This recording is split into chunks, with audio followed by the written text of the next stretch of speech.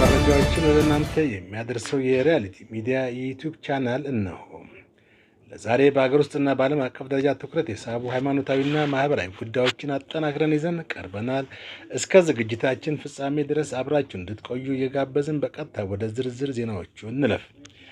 በመጀመሪያው መረጃችን በኢትዮጵያ ወንጌል አማኞች አብያተ ክርስቲያናት ካውንስል ከፍተኛ አመራር በሆኑት በፓስተር ጻድቁ አብዶ ላይ የተሰነዘረ ያለውን ከባድ ወቀሳ እንመለከታለን።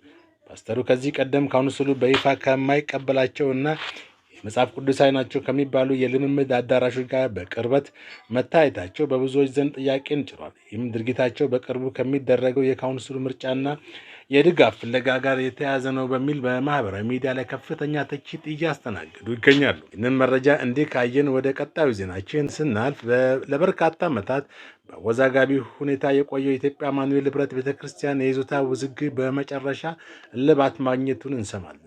አዲስ አበባ ቂርቆስ ክፍለ ከተማ የሚገኘውና በፌዴራል ቤቶች ኮርፖሬሽን አማካኝነት ለሌላ አካል ተላልፎ ተሰጥቶ የነበረው ይዞታ ህግ አግባብ ለቤተክርስቲያኒቱ በይፋ ተመልሷል። የቤተክርስቲያኒቱ ፕሬዝዳንት መጋቢ ጌታሁን ታደሰ ይህንን ውጤት የፍትህ ድል ሲሉ ገልጸውታል። በሌላ በኩል ደግሞ በማህበራዊ ሚዲያ ላይ ሰፊ መነጋገሪያ የሆነውን የቄስ ዶክተር ገመችስ ደስታን ንግግርና የቄስ ግርማን ምላሽ እንመለከታለን።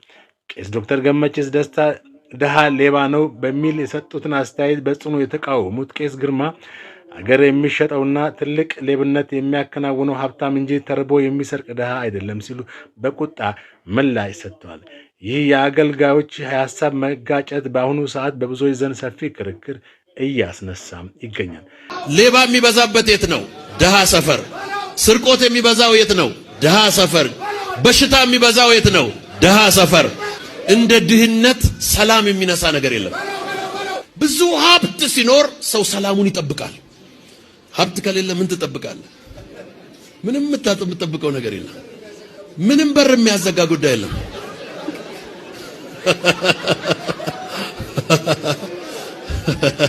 ስለ ጌታ ብላችሁ ሐዋርያ የሚለውን ስም አንሱልኝ። ዳንኤል መኮንን በኢትዮጵያ የወንጌል አማኞች እምነት ቀደምት ከሆኑት አማኞች መካከል ሐዋርያው ዳንኤል መኮንን ሐዋርያ የሚለው መጠሪያ እንዲነሳለት ጠየቀ። ሐዋርያው ዳንኤል ስለዚህ ሲናገር እንዲህ ነበር ያለው። ቤተክርስቲያን በሐሰተኞች ነቢያት እየተፈተነች ነው። ስለ ጌታ ብላችሁ ሐዋርያ የሚለውን ስም አንሱልኝ አልፈልገውም ብሏል ዳንኤል መኮንን። ዛሬ ቤተክርስቲያን በሐሰተኞች ነቢያት እየተፈተነች መሆኑን የተናገረው ዳንኤል መኮንን ከመስመር የወጣ ነገር፣ ከቃሉ የወጣ ነገር፣ ሰምተን የማናውቀው ነገር ከቀን ወደ ቀን እየጨመረ ነው ብሏል። ሐዋርያው የሚለውን ስም አንሱልኝ ስለ ጌታ ብላችሁ አልፈልገውም ነው ያለው። እንግዲህ ፓስተር ብላችሁ መጥራት ትችላላችሁ፣ መለስ ሲልም ጋሽ ዳንኤል ማለት ትችላላችሁ ብሏል። ከዚህ ያለፈ ነገር የለኝም አንሱልኝ ሲል መልእክት አስተላልፏል። በዓለም አቀፍ ዜናዎች ስንመለከት በማዕከላዊ ናይጄሪያ በክርስቲያኖች ላይ የተፈጸመ አሰቃቂ ግድያ እንሰማለን።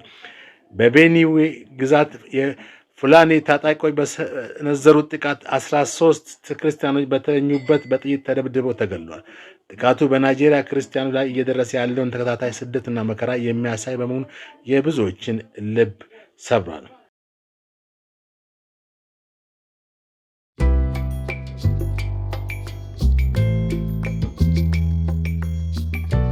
ቪዲዮውን ላይክ እና ሼር ማድረጋችሁን አትርሱ። ለሪያሊቲ ሚዲያ አዲስ ከሆናችሁ ደግሞ ሰብስክራይብ በማድረግ ቤተሰብ ይሁኑ።